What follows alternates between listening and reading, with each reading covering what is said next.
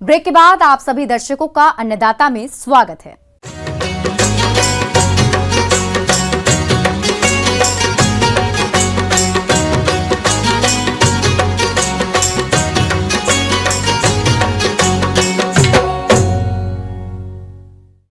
देश के ज्यादातर किसान पारंपरिक खेती करते हैं, जिससे उन्हें सामान्य लाभ प्राप्त होता है। लेकिन अगर किसान भाई पारंपरिक खेती से थोड़ा हटकर कुछ नया करें तो उन्हें अधिक लाभ प्राप्त होगा। इसी कड़ी में किसान भाई पॉली हाउस में खीरा की खेती करें तो इससे अधिक मुनाफा कमा सकते हैं, क्योंकि आजकल खीरे की मांग साल भर रहती है। तो चलिए पॉली हाउस में खीरे की खेती के बारे में जानते हैं कृषि वैज्ञानिक डॉक्टर अजय भारद्वाज से।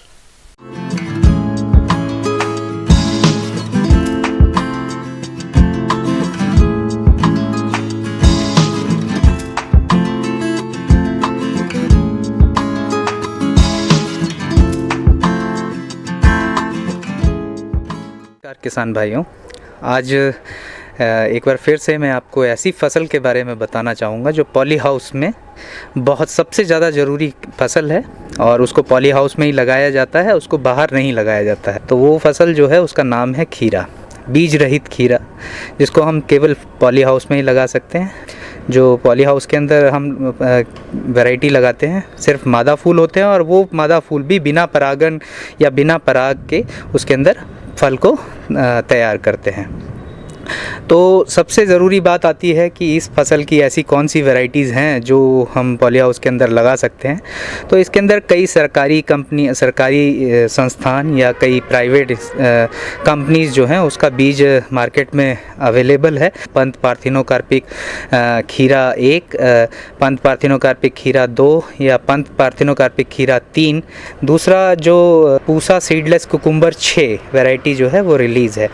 तीसरी जो वैरायटी है केरला पार्थिनोकार्पिक कुकुम्बर हाइब्रिड 1 जो है बीज रहित खीरे की एक किस्म है जो वहाँ से रिलीज़ है। बाकी जब प्राइवेट कंपनी के हाइब्रिड्स की हम बात करते हैं तो कई कंपनियां जो हैं इस क्षेत्र में हैं और उनके बीज उपलब्ध होते हैं। किस्मों का चयन कर लेने के बाद पौधों को बीमारियों से बचाने के लिए कार्बेंडाजिम 2 ग्राम दवा से प्रति किलोग्राम बीज को उपचारित करें। पॉली हाउस में खीरे की खेती करने के लिए 50 छिद्रों वाले प्रो ट्रे का ही इस्तेमाल करें, जिसमें आप आसानी से एक छिद्र में खीरे के बीज की बुवाई कर सकते हैं। खीरे के पौधों की प्रो ट्रे को तैयार करने के लिए कोकोपीट, परलाइट और वर्मी कंपोस्ट आदि का मिश्रण बनाएं और फिर मिश्रण को प्रो ट्रे में भरकर प्रति छिद्र एक बीज की बुवाई करें। ट्रे में खीरे की बीज की बुवाई करने के 3 से 4 दिन में खीरे के बीज का अंकुरण हो जाता है। वैसे तो अगर आपके पास climate control type poly house है तो इसको सालों भर आप अपने पॉली हाउस में लगा सकते हैं। लेकिन कई जो किसान ऐसे भाई हैं जिनके पास लो कॉस्ट या मीडियम कॉस्ट के पॉली हाउस हैं जिसके अंदर तापमान को नियंत्रण करना आसानी से सुलभ नहीं हो पाता है, तो ऐसी कंडीशन में इस फसल को 2 बार आसानी से उगाया जा सकता है और ऑफ सीज़न भी आप इसको लगा सकते हैं। तो तीसरी बार आप इसको लगा सकते हैं पॉली हाउस के अंदर। अब इसका बीज दर जो होती है 500 मीटर स्क्वायर का होता है, उसके अंदर 1500 से 1600 बीज की आवश्यकता पड़ती है आपको एक 500 मीटर स्क्वायर पॉली हाउस में। तो ये तो उसके बीज दर की बात हो गई। दूसरा, अब इसको लगाना है तो इसका बिचड़ा तैयार करके हम लगाते हैं। इस गर्मियों के दिनों में ये जो बिचड़ा होता है लगभग 20 से 25 दिनों में तैयार हो जाता है और अगर जो सर्दियाँ होती हैं सर्दियों के दिनों में ये 1 महीना तक ये फसल जो है इसका अपना बिचड़ा तैयार करने के लिए लेती है। खीरे की खेती को पॉली हाउस में तैयार करने के लिए कंपोस्ट या फिर सड़ी हुई गोबर खाद लगभग 15 किलोग्राम तक प्रति वर्ग मीटर के हिसाब से खीरे की बुवाई करने के 3 से 4 सप्ताह पहले बनाई गई क्यारियों की मिट्टी में मिला दें। साथ ही 4 ग्राम फास्फोरस और 5 ग्राम पोटाश प्रति वर्ग मीटर की दर से मिलाएं। इसके बाद फसल में घुलनशील उर्वरकों का प्रयोग समय समय पर करें। ट्रांसप्लांट करने से पहले आपको बेड भी तैयार करने पड़ते हैं। तो बेड पॉली हाउस में जनरली 1 मीटर चौड़ा बेड ही हम रिकमेंड करते हैं, 1 मीटर चौड़ा बेड। और उसके अंदर जो बेड की ऊंचाई होगी वो 15 से 20 सेंटीमीटर आप ऊंचाई पे उस बेड को बना सकते हैं। उसकी मिट्टी को ठीक ढंग से कुदाल से कोड़ कर आप ढंग से उसकी मिट्टी तैयार कर सकते हैं। जब भी आपके पौधे में या जो आपका बिचड़ा है उसके अंदर 2 से 4 लीफ आ जाए, यानी 2 से 4 पत्ता की अवस्था जब आपके बिचड़े की हो, उस कंडीशन कंडीशन में आप इसको अपने मुख्य क्षेत्र में या पॉली हाउस में आप इसको ट्रांसप्लांट कर सकते हैं, यानी प्रतिरोपित कर सकते हैं। दूरी जैसा कि मैंने बताया 45 सेंटीमीटर की रखनी है। किसान भाई पॉली हाउस में प्लास्टिक मल्चिंग का प्रयोग भी कर सकते हैं। काली पॉलीथीन फिल्म का खीरे की खेती में इस्तेमाल करने से खरपतवार पर काफी हद तक नियंत्रण पाया जा सकता है और खीरे के पौधों में लंबे समय तक नमी की मात्रा बनी रहती है।